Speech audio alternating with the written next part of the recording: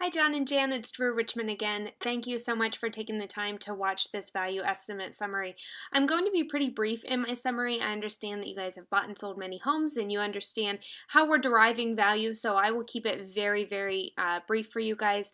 The one thing I do want to show you is where we come up with value, how we come up with these numbers. And really all we do is we're doing what will eventually happen, and that is that at some point in time, your mother will put the home up for sale and a buyer will come along. That buyer will ask the realtor, what is this home worth, or what should I pay for this property? The realtor is going to come in here to the multi-list to help them find a value of the property.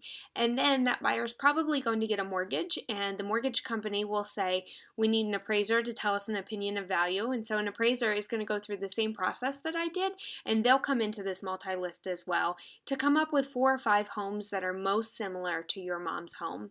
And so as you can see here, these are just all the records of homes that have been listed in South Central PA over the length of the multi-list. And so there's almost 149,000. And through a process of elimination, I can start to limit that number by adding some criteria.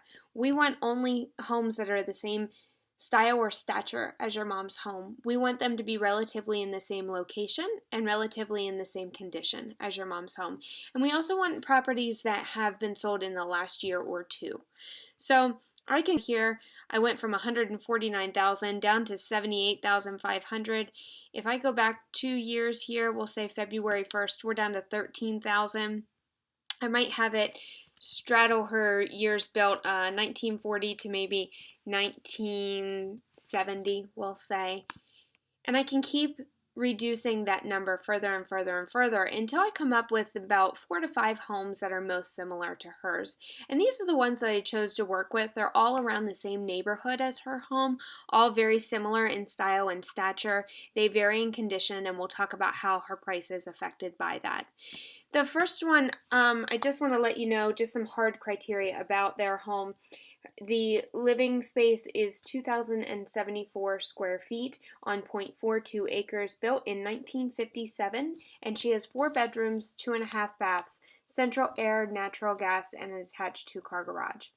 So this first one here was a 4-bedroom, 2.5 bath home. It's a bit bigger than your mom's home. This home was really very dated throughout, had some original carpet throughout the home, original kitchens and baths, and so really well maintained but dated. And so this one also had electric baseboard heat and no central air. So those are things that your mom doesn't have. She's got the natural gas heat and the central air, definitely a benefit there. And this one had an unfinished basement. Your mom has the value in her of central air and natural gas. On the other hand, she is a bit smaller in square footage and in acreage than this home. The next home here was on Yorkshire Drive. This one's only 3 bedrooms and 2.5 baths, although there is a room on the first floor that could be considered a bedroom. So this is 3 or 4 bedrooms. This one was a little bit smaller than your mom's home at 2,488 square feet. It's well maintained, somewhat dated, but well maintained throughout. So why your mom's home might be worth more than this one is she's a little bit larger in square footage and the extra bedroom. And then I marked market timing here. This sale happened in 2014, as you can see here. I went back in time so I could find homes that were really most similar to hers. What I'll do then is I'll give her some extra value because our market in 2017 is stronger than it was in 2014. Reasons why we might be worth less than this home: their condition was a little bit stronger than ours. So the next home here, we have 2 that are around the same condition, one that is about the same and another that the condition might be a little bit stronger than your mom's home.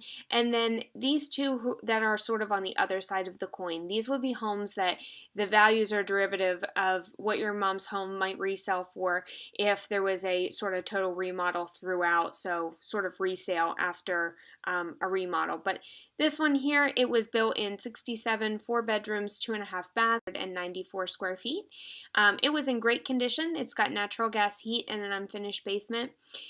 Reasons why you might be worth more than this one: you are so ever so slightly bigger, and again, the market timing, we are in a stronger market than we were at that time. On the other hand, this condition is far more stronger than ours, and so we have reasons why we might have less value, and it would be the condition on this one. And fully decked out. I'm going to send you the pictures of all of these listings, and this one, had a completely remodeled kitchen, granite countertops, just had really a really robust home throughout. It's a very large home. It's got an extra bedroom, an extra bathroom, and almost 900 square feet larger than your mom's home. So this is really one of those really well done, really upgraded homes. And this one I noted here was completely remodeled. It's got the natural gas heat and the unfinished basement.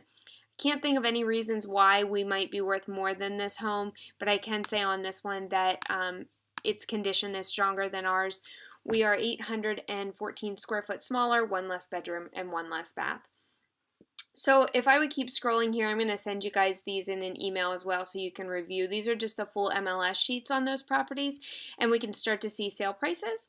And that first one there that had the really dated condition throughout the home, but it was a little bit larger in square footage and in acreage. That one sold for $275. The second one here on Yorkshire Drive was listed at $305, and that one sold for $292,500. And then the third one that was starting to really show that the condition was much stronger than ours, that one was listed at $340,000, and they got their asking price on that one in just 5 days. And then this last one, I had the pleasure of being in this home. It was just a really well done property. It was listed at $385,000. They actually got more than their listing price on that one. They got $390,500 in just 4 days. And so if I had to do a scale on the lower end, if I plotted all of these points, I would have 385 or 390,000 on one end and 275 on the other end, or maybe a little south of that, closer to 260, 265, and saw where your mom's property would lie in these. I would definitely say probably north of 265 and definitely less than 300 in that range. And where she decided to price the property, or you guys decided to price the property, would really be dependent on your goals and how quickly you wanted to get the home sold. If you wanted to be a quicker sale and say, listen, time is more important to us than money, and we don't want to be haggled and want to sell this sort of as is, then we would say to price it on the lower end of the range, probably somewhere between 265 and 275.